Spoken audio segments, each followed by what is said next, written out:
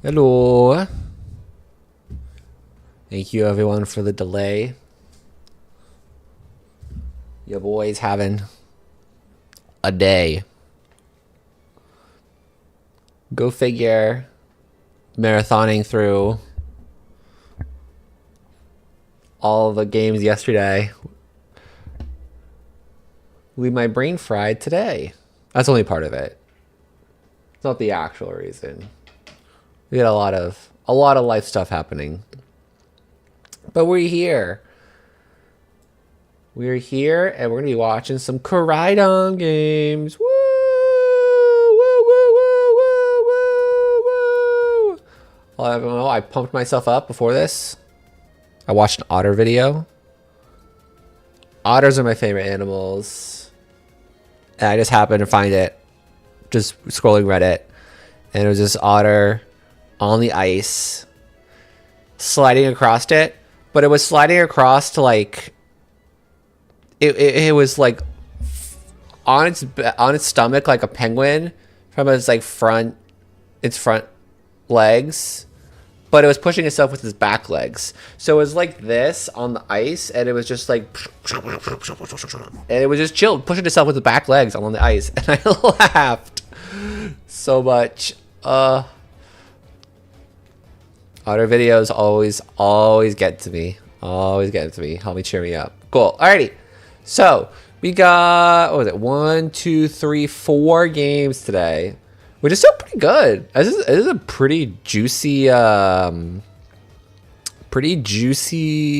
week for Lwdl. Like we almost got every single game this week. That's very cool. Very, very cool. I think also some folks that I haven't actually seen playing Koraidon yet.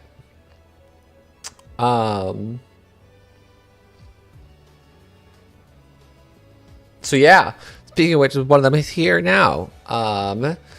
This is the first time we're gonna be watching Nate here, Peaceful Nate. I'm excited to see the play here because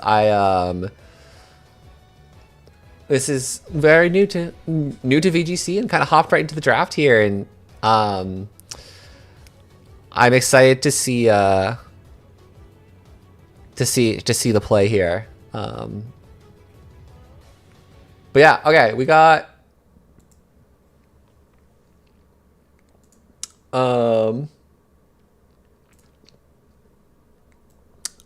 Mohammed. We did give them during the 200th, we did give them like a frozen treat. They gave like, it had extra watermelon, so they froze the watermelon and they put fish in it, so there was like ice blocks for each of them. That was their enrichment for the day, and it was very, very adorable as they were taking it in and out of the water, trying to get the fish and the watermelon out. Cool. Alrighty. Probably do similar to like yesterday, since we do have 4 vids and your boy's having a day. We're gonna hop right into the games, and go from there. Let's go. Shwa.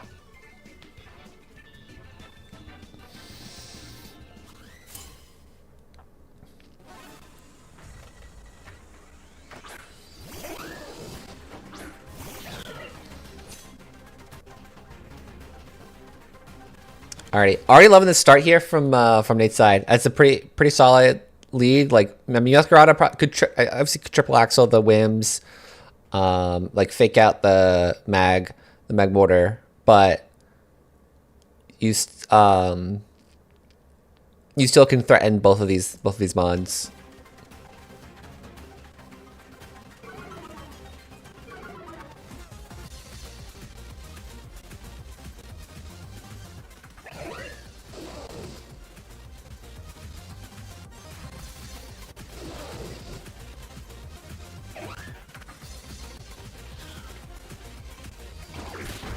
Okay. Oh, the flame body proc.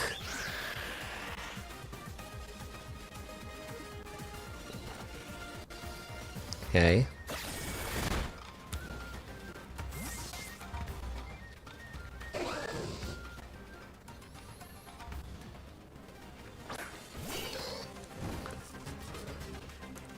So yeah, this excuse me. Yeah, very unfortunate flame body proc here on the mag mortar. Really neutralizes Scrafty a lot. And really kind of just lets Scrafty kind of sit there and not do too much.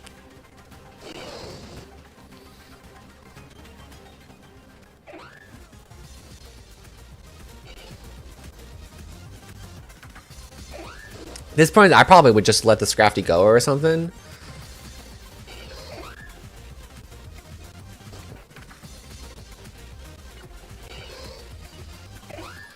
The Encore on the Whims is nice.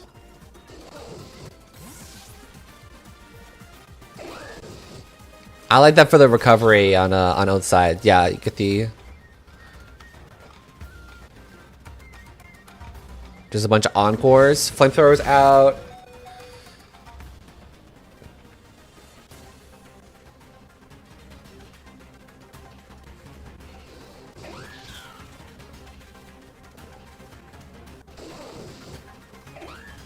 The mag mortar is still gonna be an issue for O-side. I mean, you have to get the melodic in order to like break through it, but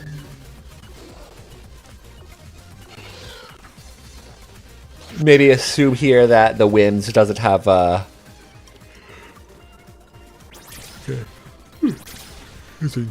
We've done it. Mouse Grotto's hit his triple axle, everyone. Woo! Cheers! Cheers! Cheers! Okay.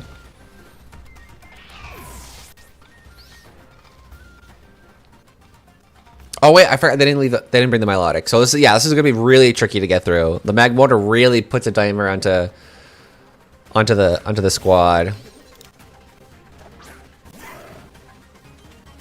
Yo, look at Lucario's stanced up, dude. Look at him, like, come on, give me your best shot. I've been pretty neutral. I'm pretty neutral on Lucario. I think it's a decent mod. I'm not like I wouldn't say Lucario is like up there as one of my favorites, but like he looks pretty cool here.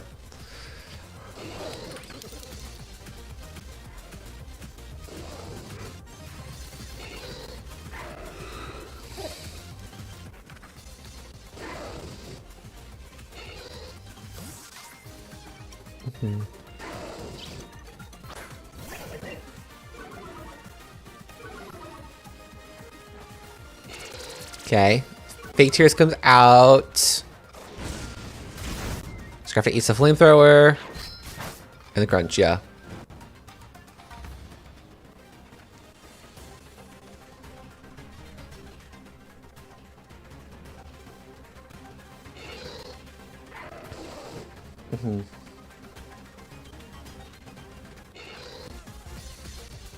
Hey, hello AJ. Yes.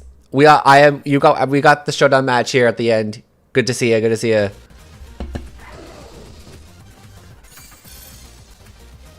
Okay, I just attacked there. Flamethrower takes out the Illumise. Makes sense.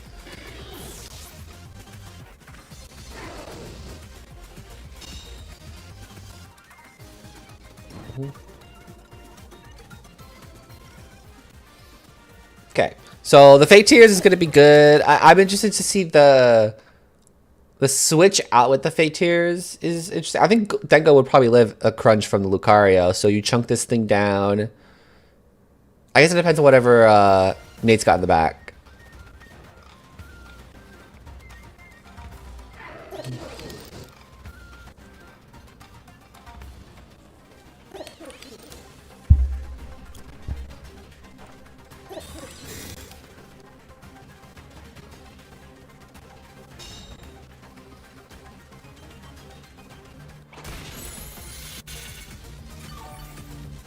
Okay, we're playing really, really safe with the Dengo here. Yeah,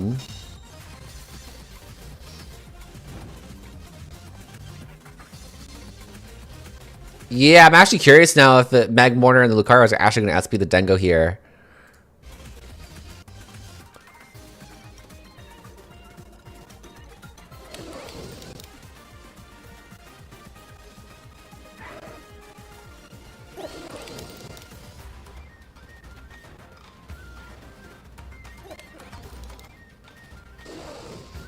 Yeah. So I think on the odds a critical hit too. Yeah. So I think I would have Shadow Ball there just take out the take out the Magmortar there, because the Magmortar is a huge numeral threat with the forwards brought here. Getting this thing off the field immediately is fine, and it would be worth even taking the crunch from this Lucario. I think it would still be fine. I haven't looked at team sheets, but I can definitely look at them if we got something cooking here for your game.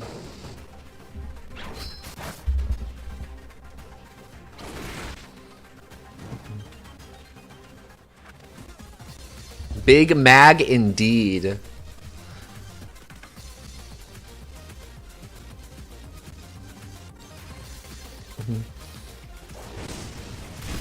So yeah, let me go here. We get the CC. Yeah, CC crunch. Okay.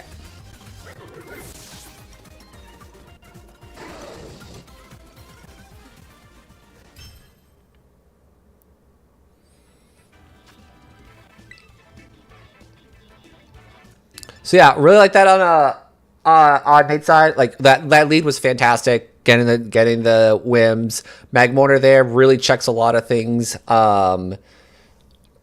Checks pretty much the entire team that's here. It's a really, really solid lead. It's gonna be tough for Oath to break through that. I agree. We're gonna have to get some Arcanine, Milotic up in here to check things like the Magmortar, because once you're through the Magmortar, you can kind of clean up from with the Meowscarada, the Scrafty to a degree. I honestly, some of this here, it might even, yeah, you might even, I see you eyeing here. The Dengo is a interest, if the Dengo could be left behind.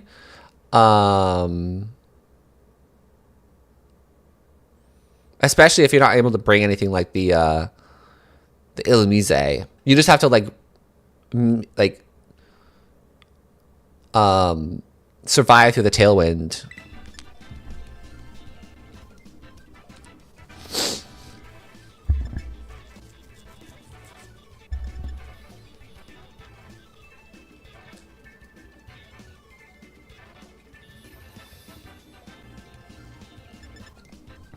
Which I believe things like the Arcanine and the Milotic have a chance to...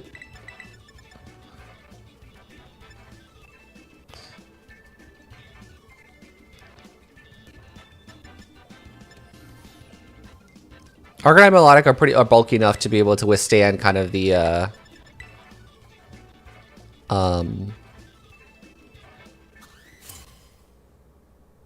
that like Whims mag lead. Okay, it's Whim's D-Knight now.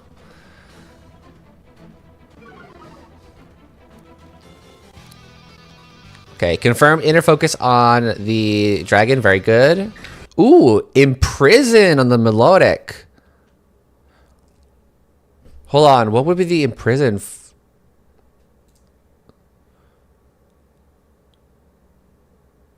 Interesting. It might have been some other mon that Nate had that had like either Scald or Ice Beam.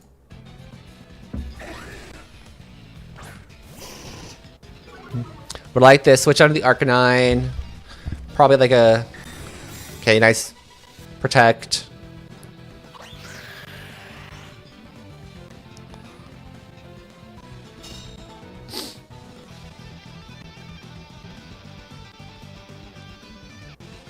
Okay. Still a pretty decent spot here for Oath. There's these two mons. There's not going to be too much to break through with the Melodic and the Arcanine. So... Oh, Imprison Protect. That's also true. Yeah. That makes sense. That actually makes a lot more sense, because the way that Oath's team is built here it looks like it's meant to be more offensive. So imprisoning the protects makes sure that Nate's not able to protect through any like aggression that they have here. But I can see that they're kind of pivoting to the more defensive style here, to withstand Nate's counter aggression.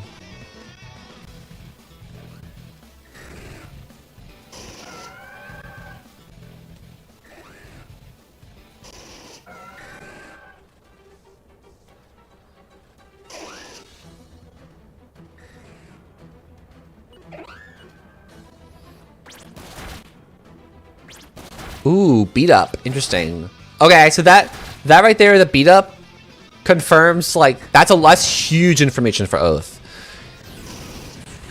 Because that pretty much confirms, like, the loop cart was probably justified.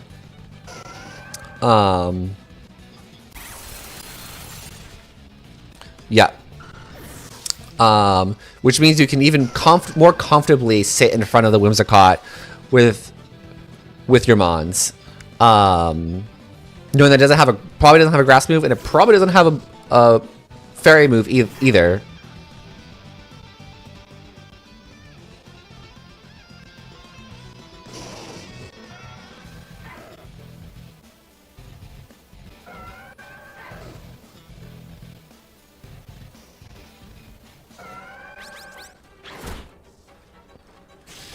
Ooh, Thunderbolt. Okay. Milotic Lizit.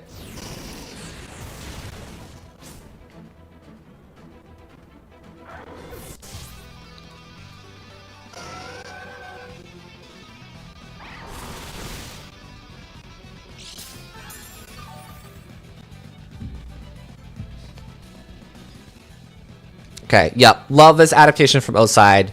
You slow everything down. The Arcanine Melodic are too bulky enough to be able to get through Nate's side. So I think Nate's going to have to figure out now how to break through this this bulk now, which is, I guess, it's super interesting. It's like, it's good adaptation on Oside. It's like, okay, we kind of built, we'll let this play out, but like, I built a team, like, we got Tailwind, Life Orb on the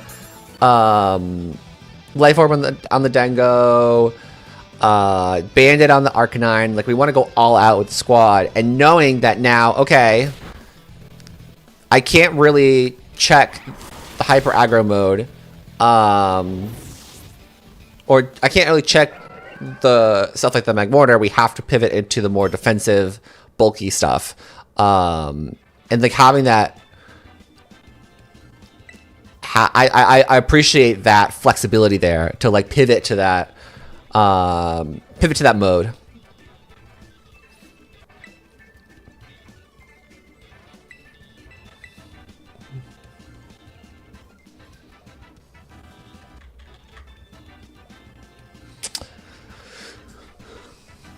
So yeah, but now that we know stuff about the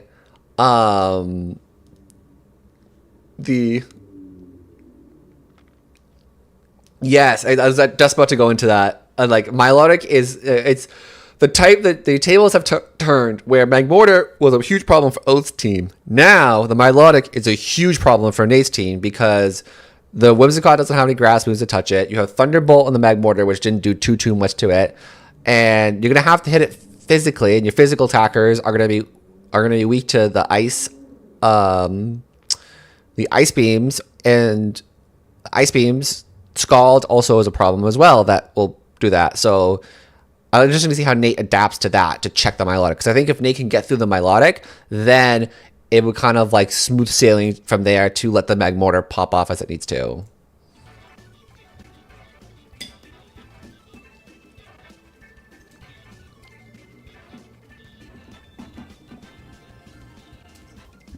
I love this already. Identifying, yes, Milotic is 100% gonna be here. It's just how do we build around this Milotic?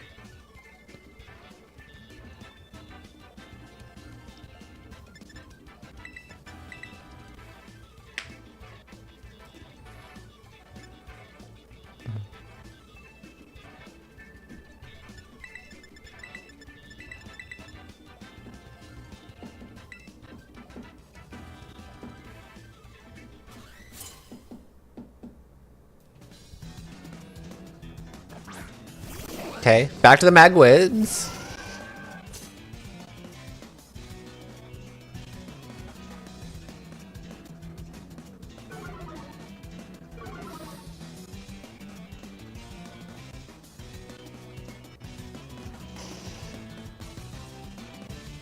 Ooh, I like that. Locking into Ice Beam on the Mag slot. That's a bold play, but I think you can absolutely do that in this position.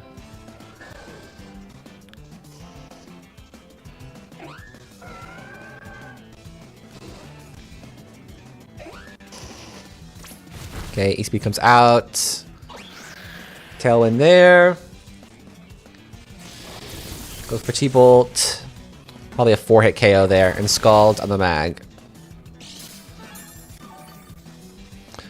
This is great. Okay, this is great already. I love the lock into the E-Speed because now, even with Tailwind up, Milotic can just chunk things down just low enough so that Arcanine will be able to clean up. So now Arcanine can get the Magmortar, get the Ice Beam in, clean the Whims out.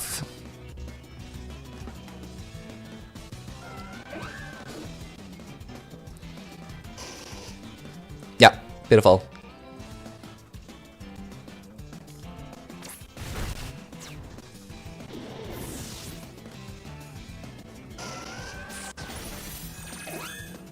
Oh. There is a grass move on this Whims. And it's Absorb. Interesting. If it's Absorb, I wonder if there's a weakness policy somewhere on the team. Like the weakness policy on the...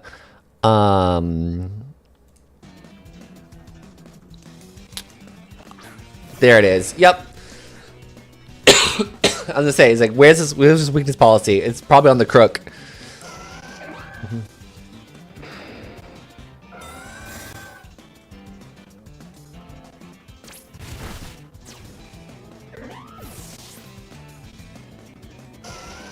Like that. Okay, EQ comes out.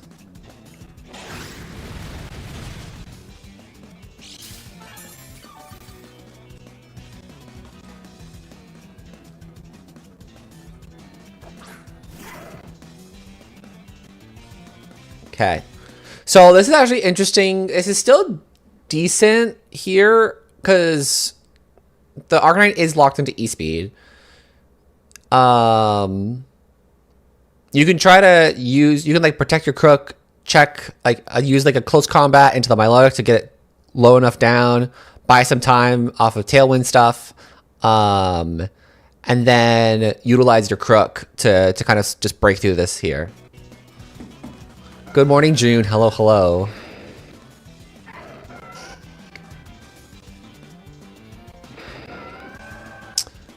This is Oath.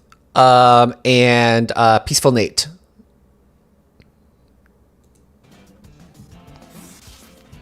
We're in game 3 here. It's 1-1 on each side. Yeah. Okay, Scrafty comes in.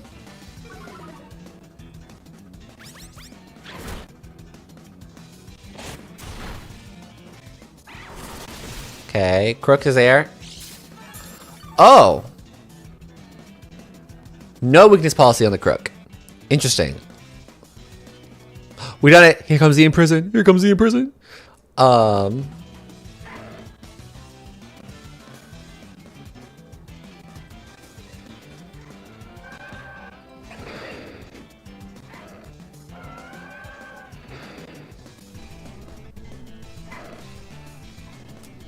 They also had Absorb on the Whims. Gotcha. Okay.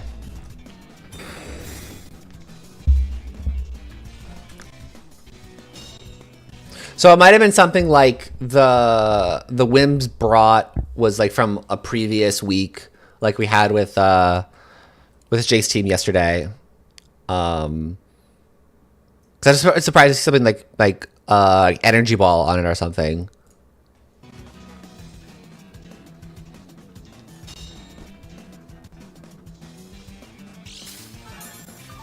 Mm-hmm.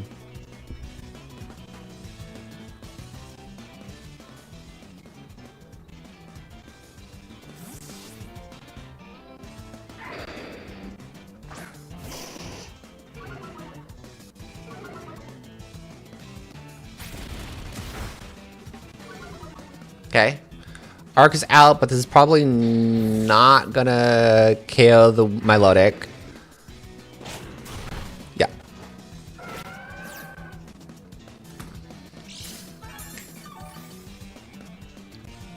And now, no Protectees. No Protectees allowed.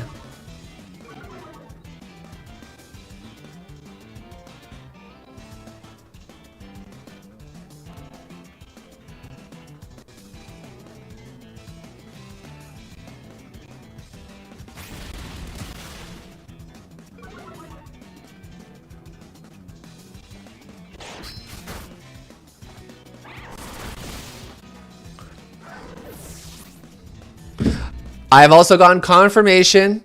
I appreciate his name tagging me in the Discord after probably hearing it here that yes, you forgot the weakness policy. That's super unfortunate.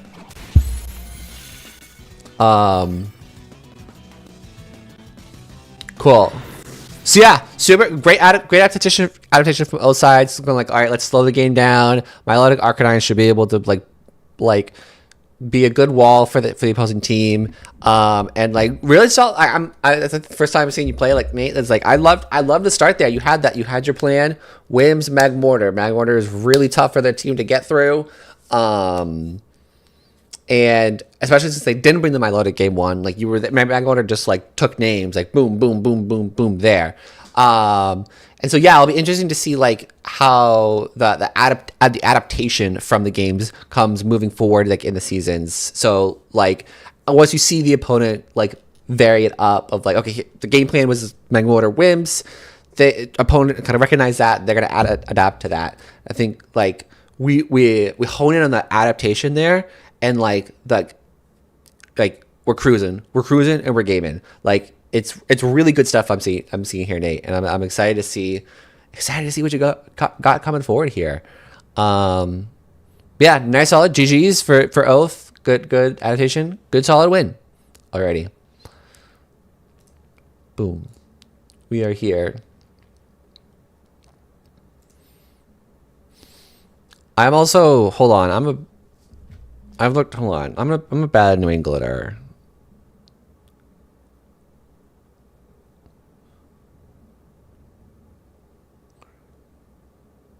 I didn't even know I did not know the name of that bridge.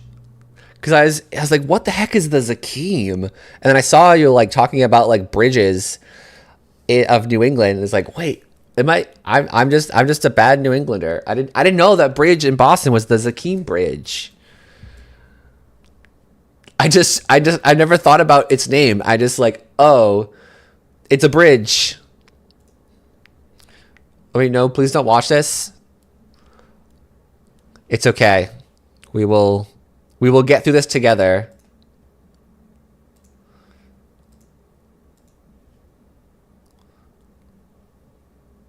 Or we. Arch, Poly, Lwdl, Kilo, Azu, Goth. Okay, I can deal with this. Do I want Glamora on lead? Maybe. There's double fake out, but I don't care. And Glamora between Earth Power and Power Gen. Alright, see this Guts Luxray, very cool. Koba, and then I can't really tell what the Komo has. Threatens damage into damn near everything. Okay. Is it Glamora Luxray? Is it Zakim? That's what I'm telling you. I'm not a good New Englander. I'm pronouncing the bridge wrong. It's the Zakim Bridge.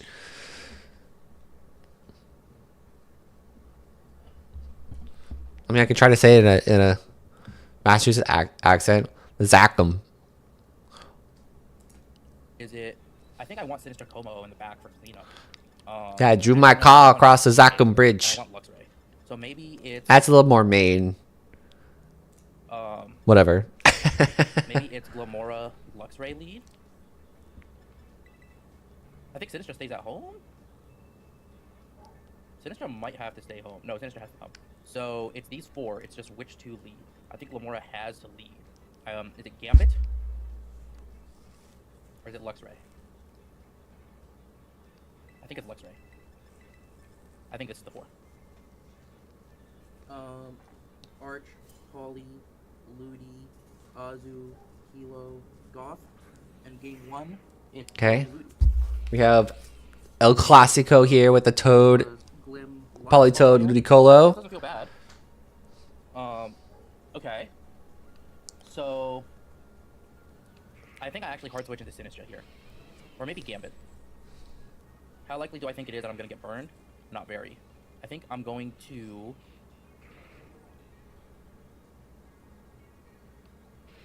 I think I'm going to go into Sinistra and click... I like the Roar prep for Parastrong shenanigans. I'll protect. I'm also curious too for the play rough, like the guts boosted play rough, how that is on against bridge calc wise. The poly goes out. So you also didn't like what you saw. And you go arch. Oh. And it's fling. Oh. Apricot berry. Okay. No. Well, that's annoying. Oh no. Not like this. Oh. Okay. The bridge is set up. Oh, that's so spooky, dude. That's so spooky. The arch is lefties. Okay. That is fucking rude as hell. Loving this creative use of berries here from Not AV. If you're going to this from Calvin's side. Oh. So I think what I actually want to do, I can roar out the arch here. That is funny, and I don't think you have a good way of dealing with the Lux right here. So I think what I'll do for now is I'll actually just matcha plus roar. But our hero has roar. Exactly. Our hero does have roar. But not awful. Okay. Comes to icy. An electro shot into whom? Into Sinistra. I eat. Here comes the matcha. Brew, surprise. That's good. Chip on the Lwdl. And we break a potential sash.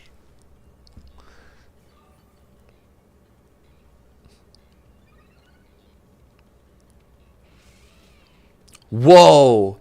Okay, that was intimidating. That's I'm roared out myself from that. Like holy. And Kilo. I'm happy to drag out the Kilowattrel here.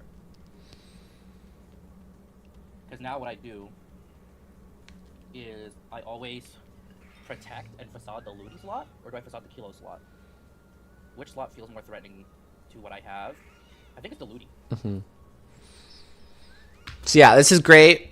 Muhammad already got momentum back here after the fling shenanigans. Got the roar out. Very, very solid. Yeah, I'm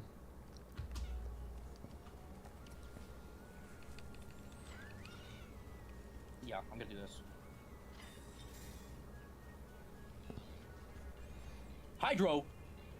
Oh! Okay. Hurricane into the attack. Okay. The hydro dodge. Bro, we hate hydro pump.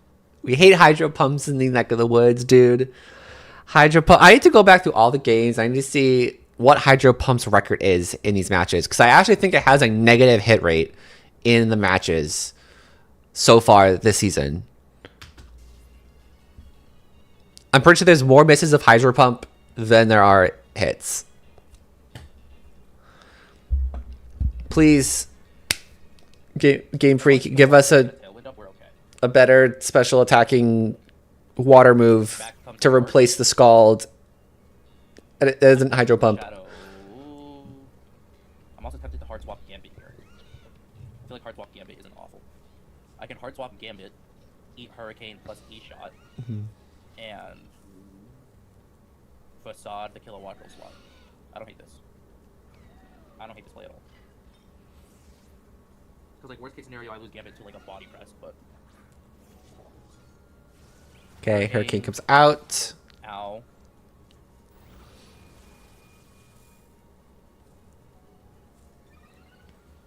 The Kilo has pain. This is a double into the Sinistra slot. Gambit lives because he loves me. Nice live. So I'm interested to see, like, that's a good double on Calvin's side, expecting like Sinistra's probably going to be going out easily because the Protect's gone. I'm interested to see how, like, the bridge was taken care of. Now, how's the way to break through the bridge on Muhammad's side? I mean, probably like an Earth Power. I mean, I forget what the... I think the play here is always protect Gambit. The question is what I do with Lux. Because the bridge could still do bridge things here. Oko's Arch now. So I just need to take care of that left slot. And I don't think I Sucker Punch here.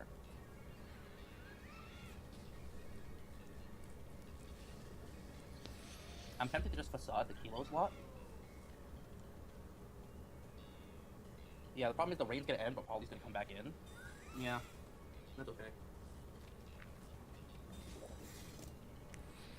Yeah, there's probably like a body press onto the D-pulse. Yeah, D-pulse on the Luxray takes the Luxray out. It's annoying, but Yep. I don't think it matters. There goes the rain. I think I bring out Gamora here.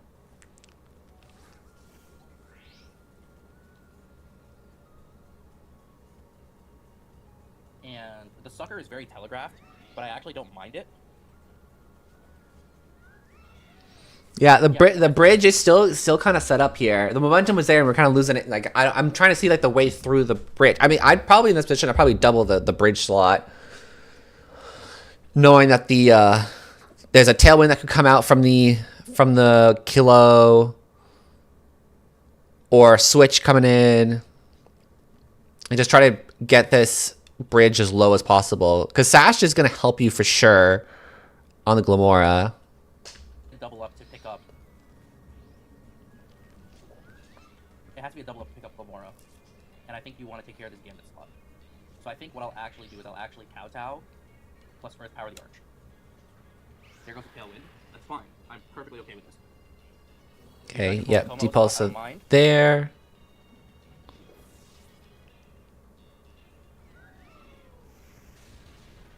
Oh my god, that Arch is so fat. Okay, that's actually good damage. I didn't expect the Earth Power to do as much to That's just a bulk arch. the bridge. There is no invest on that arch.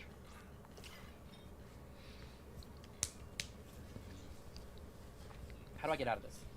Is it Rage Powder, Earth Power? How do I do this? The play was always to actually sucker the arch here, so that's fine.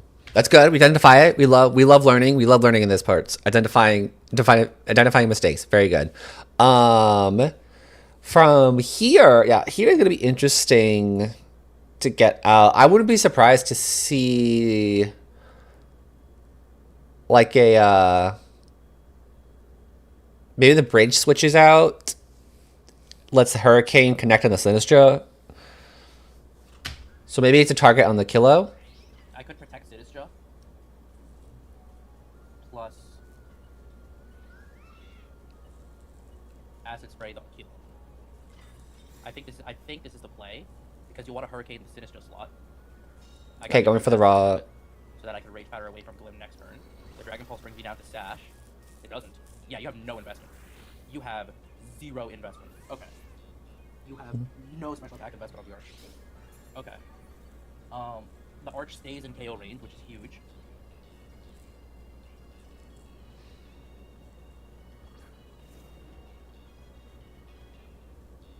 But then it's just gonna be muddy water to clean up from here.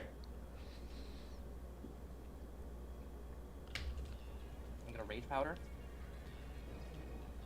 One more short on Arch. Electro Shot, E-Pulse. Yeah, so probably muddy water from there. So yeah, I think the game started good. Like you got the momentum in the beginning. It's once the bridge got switched out, it's just trying to figure out the lines from there. Does Sinistra live a double up? Maybe not. But I think that's like my only chance.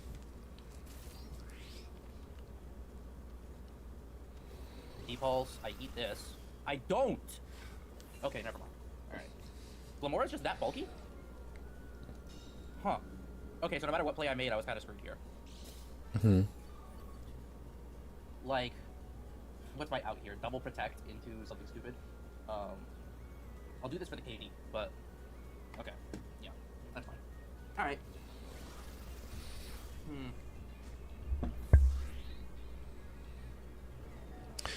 So that's okay. So it's also interesting too. I just recognizing here that again surprise on the Earth Power. So there's no AV on the bridge, so Earth Power is going to do some more, which is maybe also indicative that the AV is probably somewhere else on Mogo Squad, like And I've shown Earth Power on Glim. maybe the Azu, maybe the Polytoad. Bring Azu here, but how do I punish that? It's 1, 2, 3, 4. Is it just Gambit Luxray on lead? Because then you can't Icy Wind stuff. The Arch is still a problem, but like, Could also be Talon. What does Talon do for me here? It gives me Tailwind. It gives me priority Brayford into Poly, Lwdl, Azu. And it gives me speed for Gamora.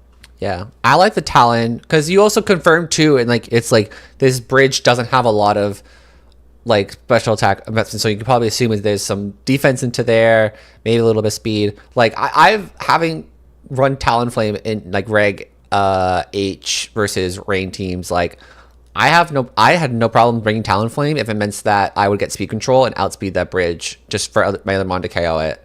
So like I think that Can I leave Gambit at home? the Talonflame is pretty decent. Probably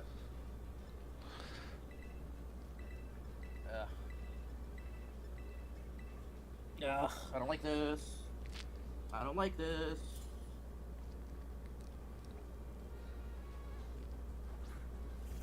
Goth Arch. Okay.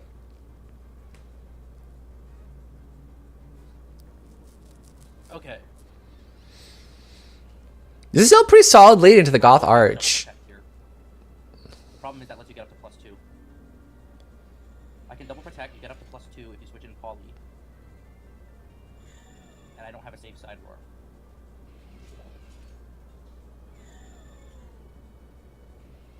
I think I have to just bet on no fake out. I have to hard bet on no fake out. Yep. This was always the right play. Okay. Oh, there's the Azu. Okay. Azu's in, Oh, body press comes out.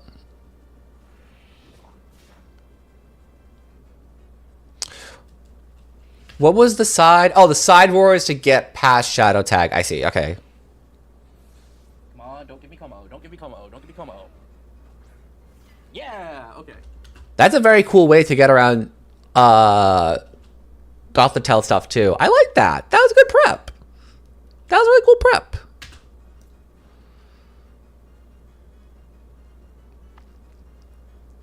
Because now, like, play rough plus Matcha feels safe. I could also just straight Facade to Azu slot.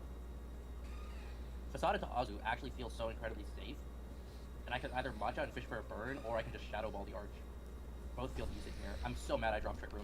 So, I mean, this is still decent because it's probably you probably know what the 4 mons are in the back now. So it's probably Polytoad there. So you can easily go like all my friends are dead syndrome here and just target everything next to the bridge. Now knowing that you're fast multi Arch, I'm so mad I dropped Trick Room. I think the play here is always Facade plus Matcha. No, I think it's Rage Matter. Yeah, because you don't have a Ghost. Whatever comes into that slot is eating this Facade. Is this... Okay. Oh, it's Kilo in the back. Interesting. Okay, so going for the probably Perish angle. Dragon Pulse. Alright, you have no rain. God, Sinistra's just not very bulky.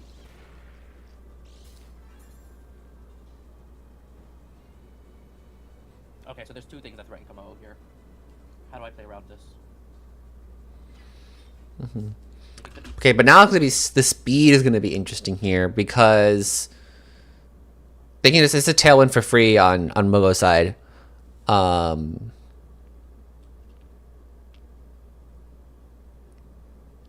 Could even that's their tailwind for free. Be play rough into the Arch plus protect.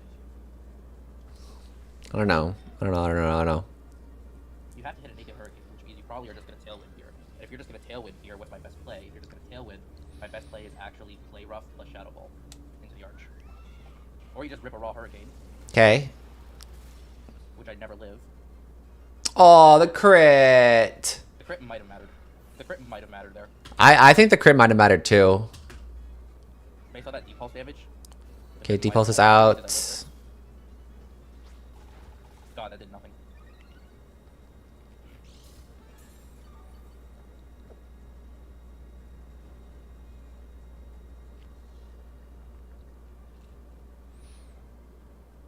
Yeah, I mean, it could have been a... I'm trying to think here. Yeah, I think the targeting was into the Kilo slot because Sinistra, and probably switch out from Sinistra, because Sinistra is going to be important to redirect things. So redirect anything that the bridge wants to do so you can have your Komodo clean up in the end game. Especially since it's specs, you can do specs like clanging scales shenanigans to just clean up, from there. How do I do this? I think I'm just cooked because I have no good way of getting Como in safely. Yeah, because now this is a free tailwind on Mogo's side. Always switch out the Kilo, and you body press into one of these two slots. I'm always gonna lose something here. So, I think my play is to actually facade that slot. It's to facade that slot and protect. Even though like this hard loses to just tailwind plus body press. Or T-bolt plus body press. Honestly, just go D-pulse. Yeah, the D-pulse gets that to do. Yeah. Oh my god, holy crits, Calvin. Not that these crits are mattering, but damn. Yeah, okay. Wow, I just got fucking rolled. I just got fucking rolled here. Yeah. Oh my god. Because here I'm forced to lock into something.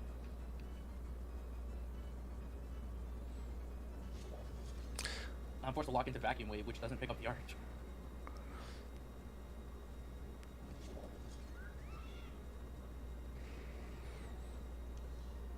It could be Vacuum. No, because you've shown that you're fast. Yeah, I have to lock Vacuum Wave.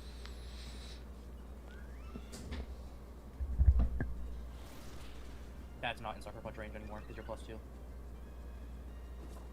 Yeah, god damn it. Alright. That was like my only out. Yeah, because now it's just Tailwind plus Dragon Pulse into the Como. Or Body Press into the Arch.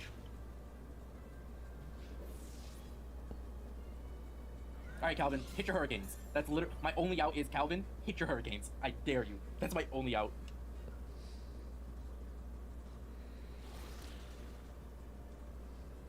Hit the Hurricane, Calvin. You won't. You won't. You won't. You won't. You're absolutely hitting this Hurricane every time. Yep, that's game.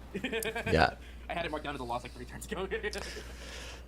Cool. So yeah, I don't think this was as bad as he thought it was, Mohammed. I think it was just kind of along the way, just kind of like just losing the focus of like, okay, what's the win con here? Because it's very kind of, it just ended up being kind of like a little like reactionary to what Calvin kind of threw at you. Like you had the tools to get through it. Like the Luxray put in the work. Like the roar was awesome and a great prep. And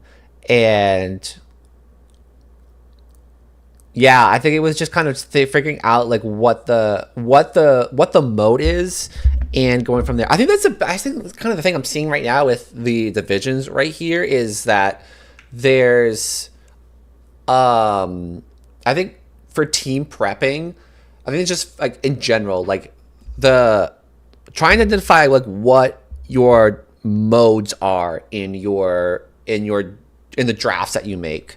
I think the teams that end up doing a little bit stronger is like they understand what their different modes are in terms of team prep. And like in the games, like you kind of lose track of your modes. But I think like in draft specifically, like your modes are super important. It's super important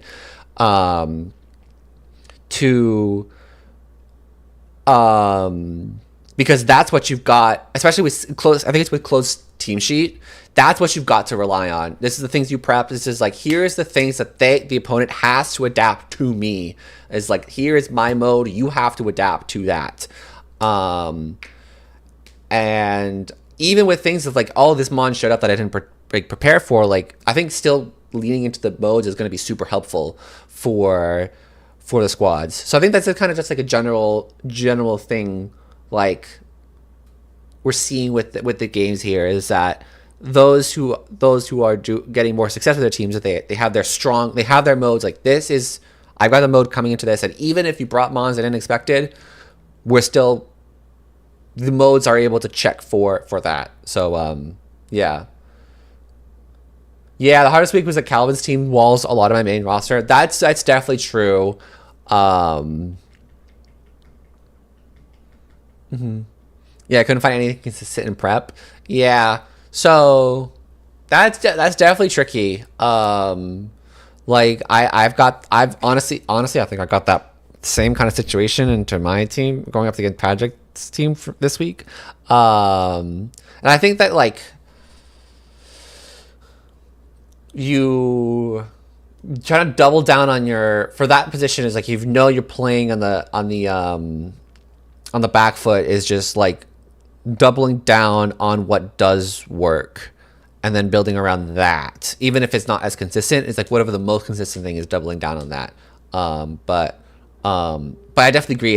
It's tricky. It's tricky because sometimes you can like the preps are like super easy. Like this mon helps with this mon, this mon helps with this mon. But then you get matchups where like everything checks everything on your team. So it's a real back and forth. And that sometimes you have to give and take in the team prep of like, okay, this mon gets hard checked by this other mon, so I'm super low there, but I super like easy check like that, and you have to play really like up and down, if that makes any sense. But yeah, so no, I agree. Running back in the semis and it'll be good. Totally agree. Alrighty. Next up, we've got Broom and Broom. We've got Chris versus the Dice Doggos. And I think this is the first time seeing this, seeing the Dice Doggos on stream too. Let me check on that. While it's happening, we'll get this game started.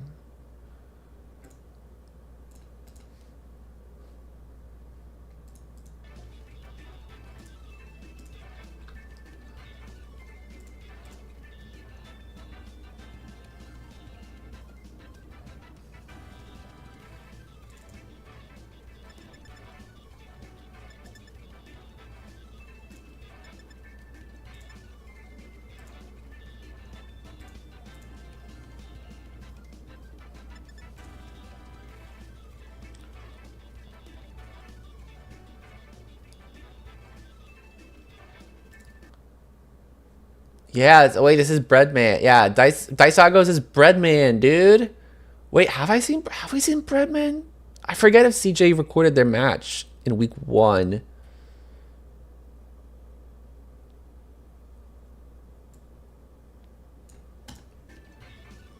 I don't know. Shout out to Breadman, job searching and being up late.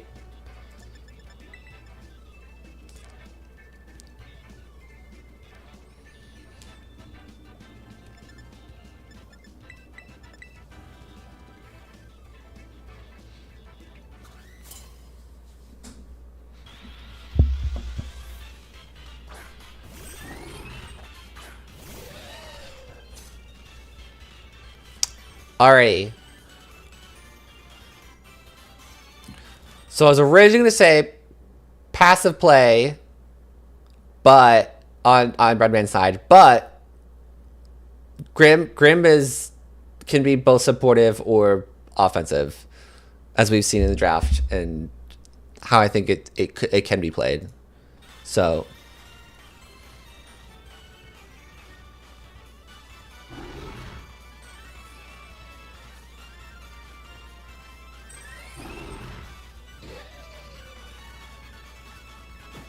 okay, taunts out on the Evire. I like that. Tailing out on the Viv.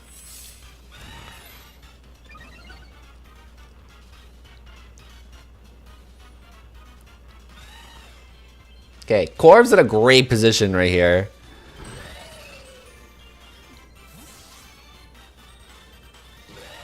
Okay.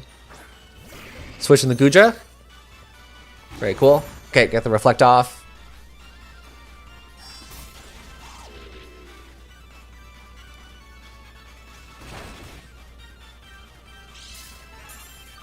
Okay, left is on the Gudra.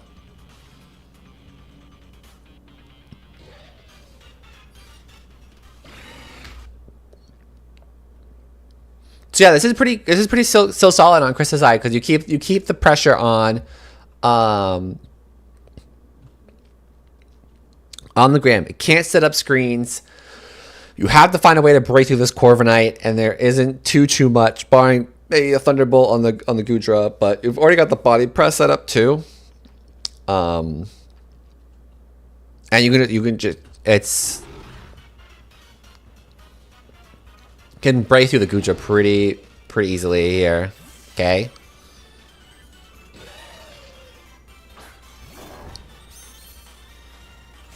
Okay, yep, there's a T-Bolt. Ooh, the para. Oh, and the Lumberry. Very nice prep. Very nice prep. Yeah, and then there goes the Gudra.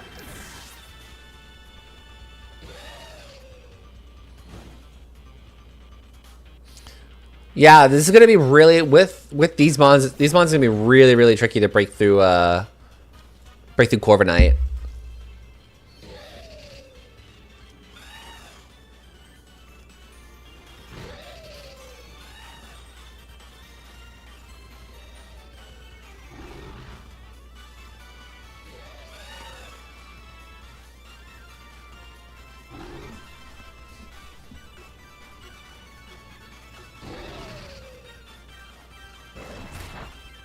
Okay, fake out.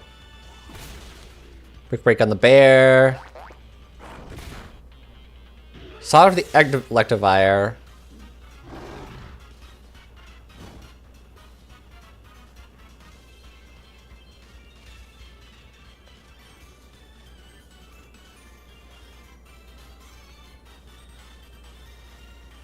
Okay, it's still gonna be tricky to get through. I'm trying to think of like what the like how to break through Corv.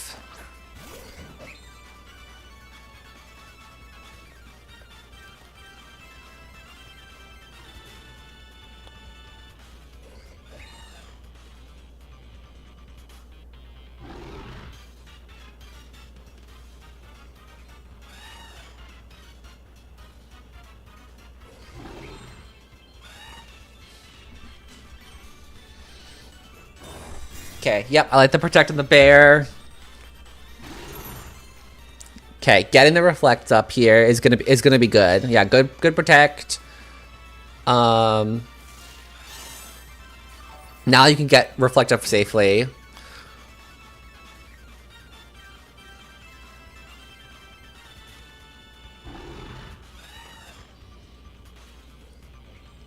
Now does the Grim have speed control? That'll be the key, because if you can, like, T-Wave the Glade, you might be able to... Okay. So no speed control. Probably something like a Spirit Break in the Glade. Oh, Play Rough. No! The Play Rough miss!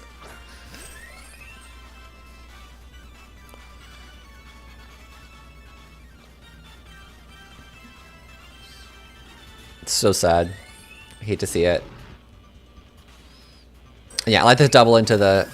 Okay, so this is definitely a way out. So now that the Lumberry was burnt from the Thunderbolt, you can sleep the bird.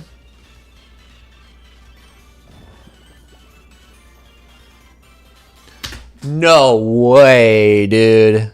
No way. Breadman, I'm so sorry. Holy moly. The double player off miss? That's so... Yo, I think the Grimmsnarl and Alex's Cinderace just like had a little secret meeting this week, and like, you know what? We're gonna just troll our coaches this week. We're gonna see like, let's get a 90% accurate moves and let's like just miss them, just for the meme, just for the fun. This is...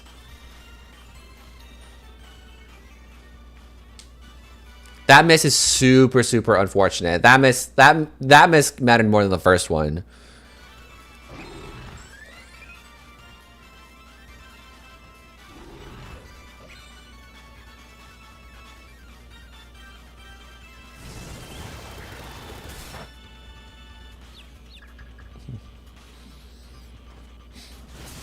Yeah, I don't think the misses like really mattered, but it was more of the second miss was important to get Breadman back in the game, I think.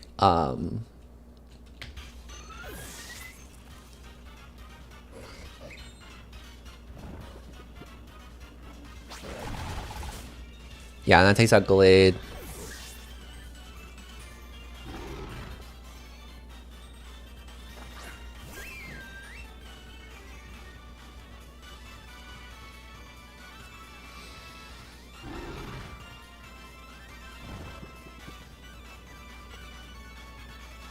No way, dude.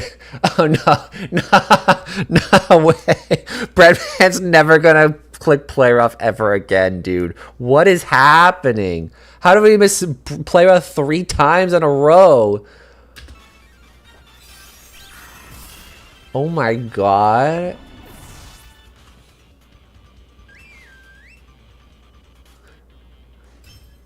Like, I play with 90% accuracy, but it's usually one of those moves where, like, you miss it once.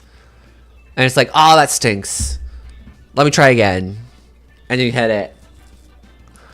But 3 times in a row, dude? Holy moly. I was saying that same thing too, AJ. What I'm assuming the play rough was there was play rough was probably to, like, I probably got a better chance of KOing on the Glade if it ended up being bulky.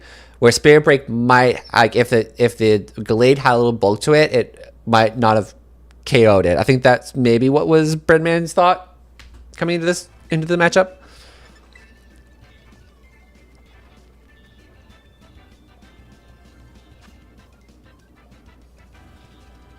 Okay. I do think this is this is a Dustclops angle here. If this Dustclops has Nightshade, that's going to be Nightshade and Haze. That's going to be a great way to check the Koraidon here. Oh, and the Rotom Heat. Like, we can bring the Rotom Heat through this as well.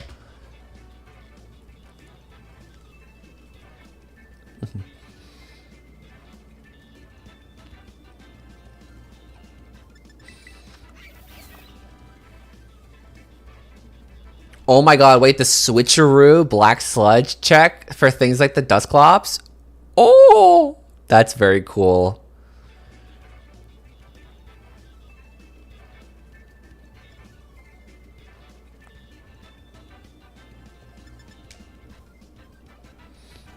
So yeah, probably see Rotom angle. Dustclops seems pretty solid.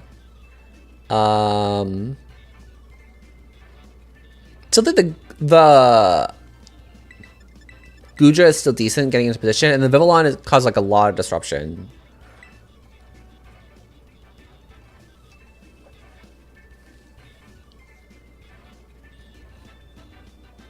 I think once you get through the Corviknight, things should become a lot easier. Okay.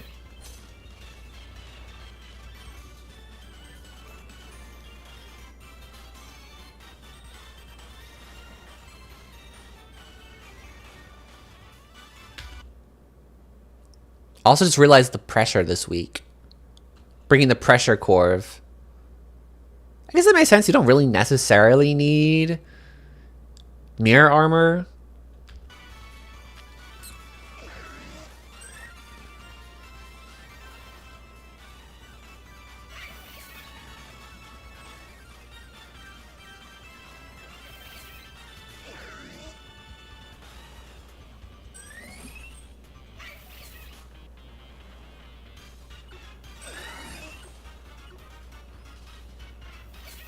Okay.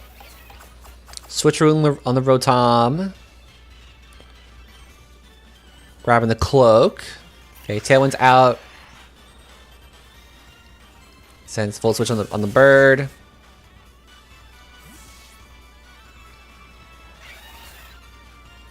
Okay, Volt Switch to try to keep the momentum here. Okay. Jump pick, we get to just Ash. Cool.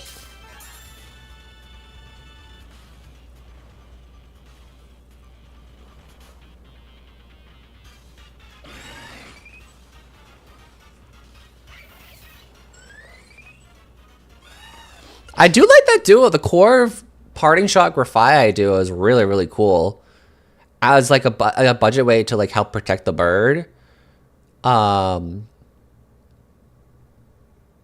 You just keep this bird bulked up. That's very cool. Very cool.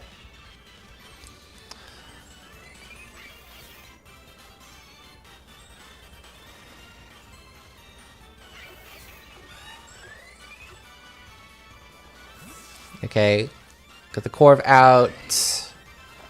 Evire in.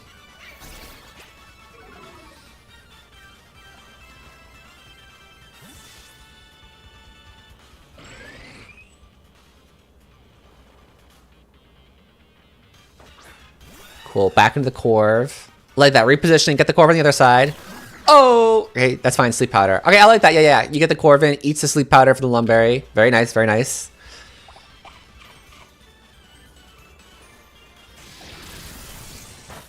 And now Electivire is in the position to follow me, and Corviknight can do Corviknight stuff.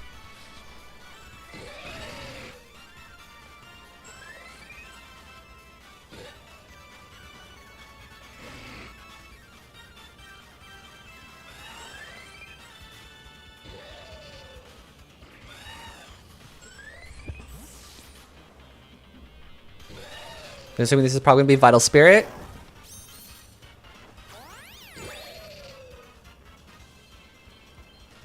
Yep, sleep powder into the Vital. Yep.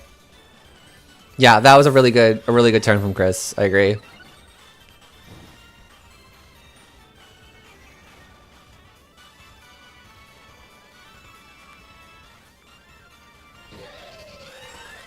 Now this turn is interesting.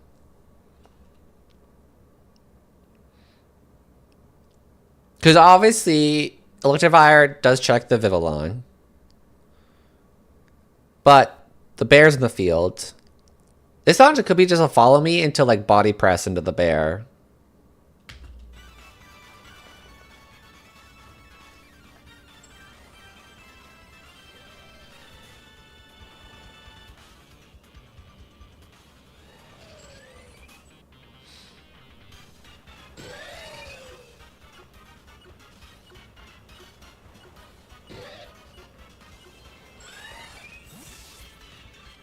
Yeah. And the Rotom's in. So yeah, Bear will take out the Evire with the EQ.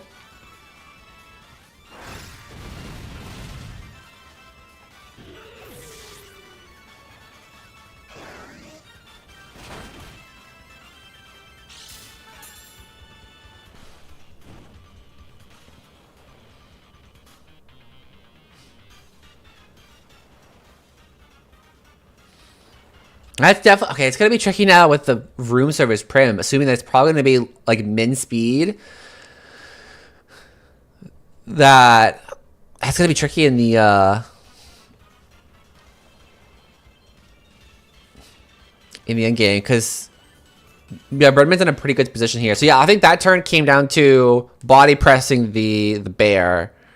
I did like the switch. You just body press the bear slot.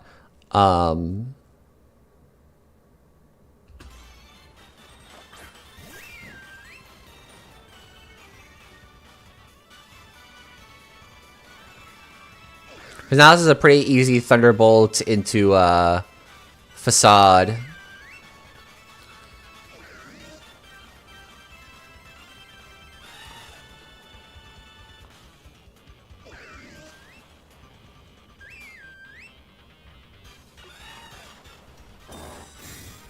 Okay, interesting Protect. Actually, that makes sense. The Protect makes sense. Yeah, because you don't know anything about the Primarina yet. You don't necessarily know it's room service.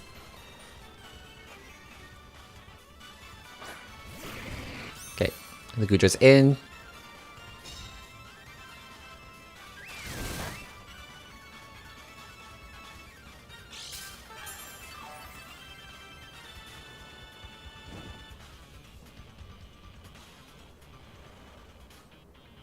Yes, I agree. This bear stayed in the field a little too long. But yeah, now this should be a pretty clean clean endgame for Breadman. Yeah, I love that adaptation for Bread. Good job pivoting, getting Tailwind set up, keeping the offense on the Corviknight. Yes, and this is gonna be really good information for Bread now. Of like, okay, my bear is faster than a Primarina.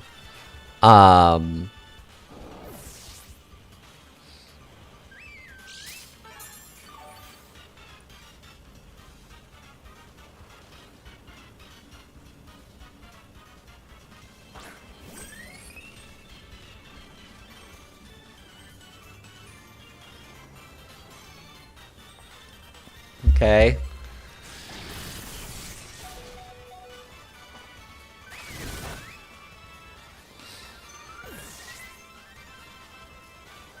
This is good. Just saying, knowing that the game's probably lost, don't reveal too much more information.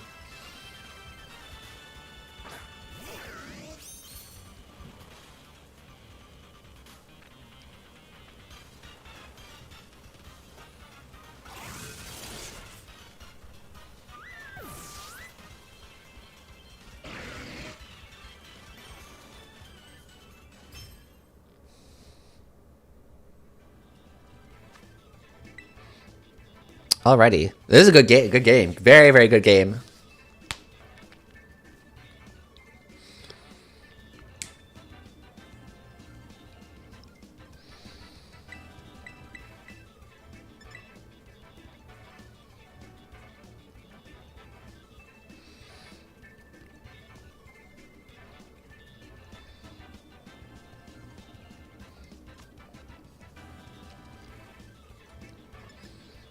So yeah, I think it's gonna be. I think trying to think. I honestly think Breadman can still run it back with that same 4. Is still pretty solid.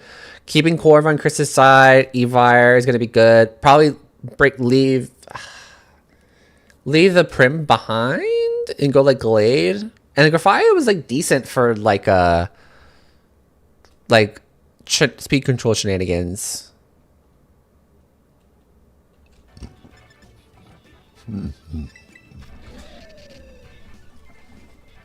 Or not speed control, rather, the damage control.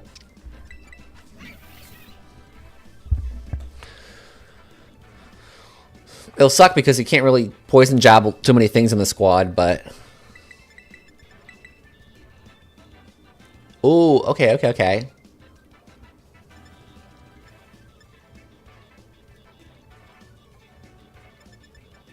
I like this. Okay, I like this adaptation too.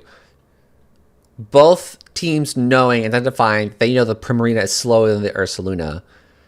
Therefore, going the Trick Room angle on Chris's side to check that is... Okay, I like that. I like that a lot. I like that a lot more. Better than what I had.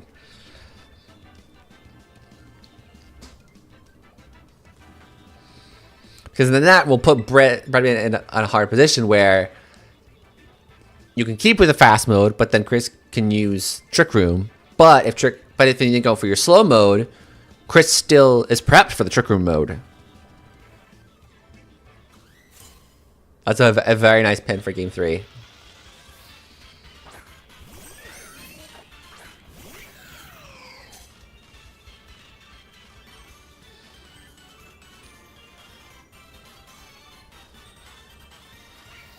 And like that, already a very, very great, solid position here for Chris.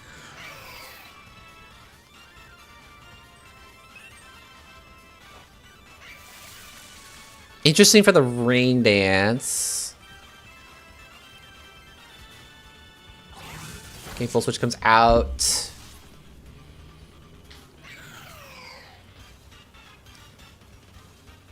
Man, Chandelure is such a cool mon.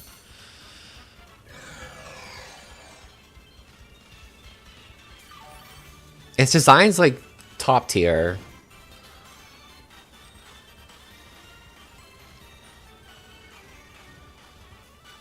Hmm.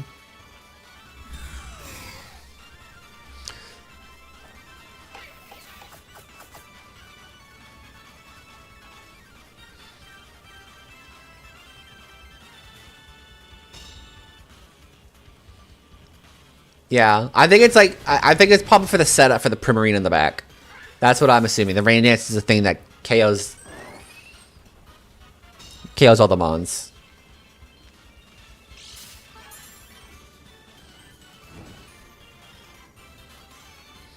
Oh, wait, okay, this is great. I like that. Okay, yeah. You switcheroo the sash off of the Vivillon, which now lets Primarina sweep from here. Oh, there we go. There we go. There we go. There's the positioning.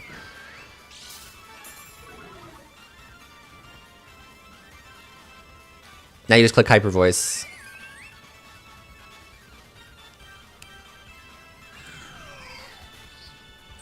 No thoughts, just scream. No thoughts, just scream.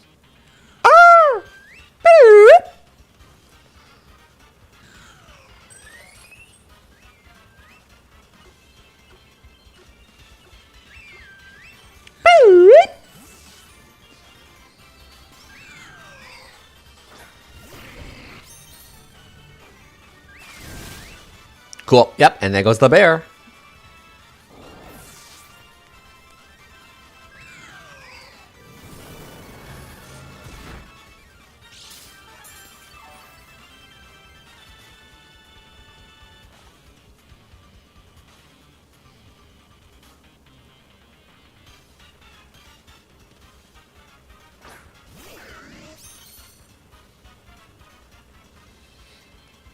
Yeah, I'm trying to think of like what, how Breadman gets through this. Like Chris is like, yeah, on Hyper Voice is just gonna take out the Rotom.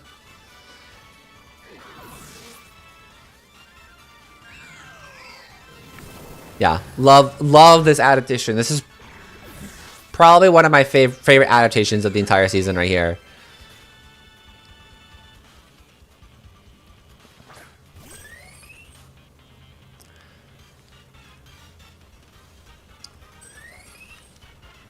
I think this is also like what I was talking about before about the modes as well. So like Chris came in prepared like, okay, we have the Corviknight setup mode and we have the Trick Room Primarina mode. And really like double down onto that. So like after the game 2, identifying both teams know that the Prim's slower, hard commit to Trick Room, get the Rain Dance set up, switch out that Black Sludge, boom, Primarina just screams over everything.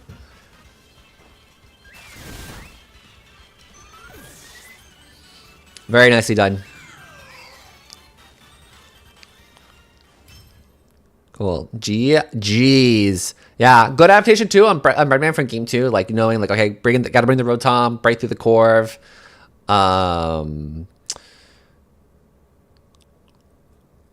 Like that would be super important to break through that. Like very good. And just, man, 3 play rough misses. That's just rude, dude. That's so rude. Alrighty. We're wrapping things up here. We'll turn on the tunes again because we got ourselves a rare showdown match.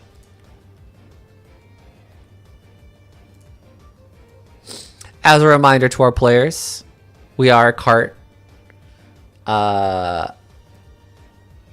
cart-based league. Showdowns happen in very, very rare circumstances. So keep playing on cart, everyone. Thank you.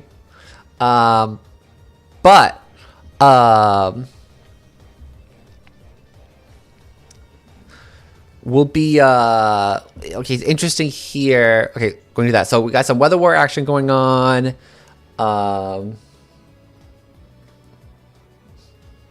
What website is this? I've downloaded. I was able to get in contact. I have connections at the TPCI. This is the Pokemon Champions demo.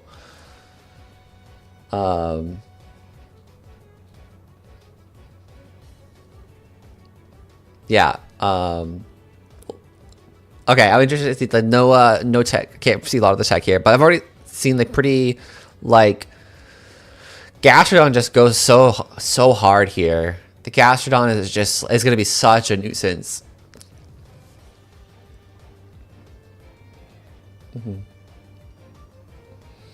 Unless it's like Giga Drain Smeargle. Alright, let's do this. Okay, Furry Flamige.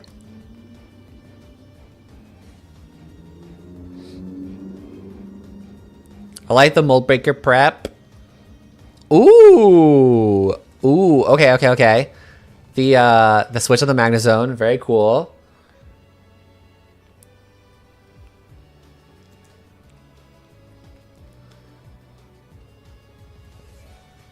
Okay. Sprinkle in double switch. Oh!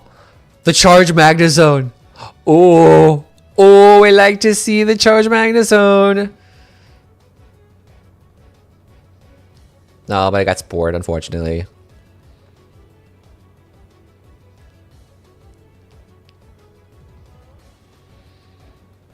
I mean, this is still fine for AJ's side. Like, having the special defense up for Weather Ball is very solid. Yeah, you can sleep the Gastro, but this Magnezone's like all primed to kind of sweep from here.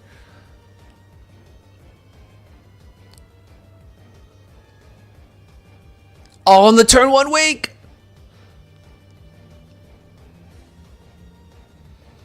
Yeah, that crit was very unfortunate. Okay. We love these Gastro Calcs living the Hurricane.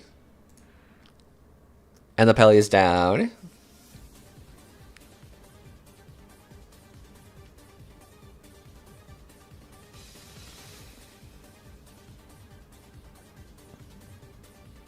Okay, let's hit the Overquell. Flamingo has a double kick, which is exactly 100% mineral for bulky Smeargle if it didn't come up. Oh, that would have been great. That would be... having moves to see a Smeargle go down in one turn is such a joy to see. I think we all appreciate that here.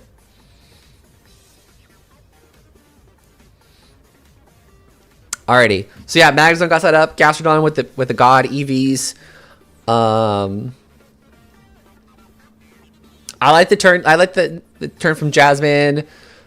Mold Breaker. I love the prep for that. For check Frig stuff.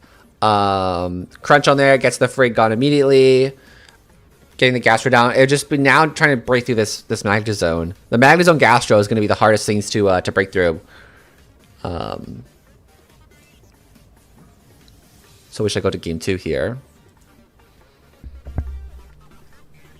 Okay, let me go for Frig.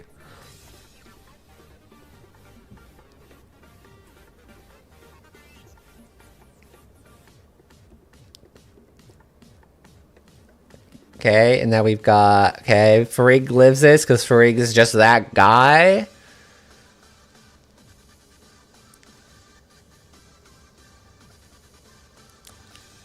The Twin Bream.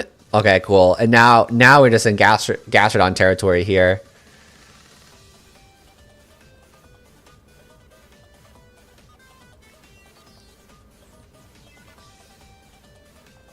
Oh, the Thunder Wave miss. That's so sad. I like the double out here. Trying to catch an Earthquake. Or Earth Power, rather. Oh, Helping Hand, probably. Okay, gets the Tink on.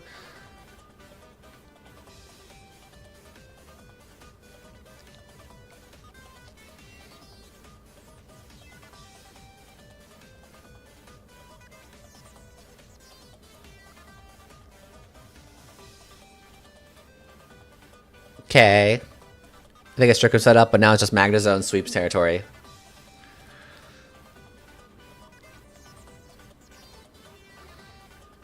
Ooh, and the Uproar tech! Let's go. We love this Uproar tech for what's a Spore? What's a Sleep? Very, very cool. Alrighty. Whoops. GG's. Very nicely done, AJ. I gotta see a little bit of text there. I gotta see that. Charged Magnezone, sweet. Uproar, very cool.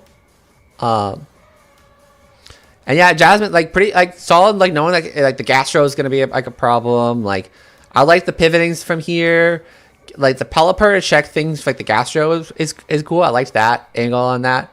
Had Goggles Gastro and Uproar Lumberry Farig just for the Smeargle. Incredible, incredible.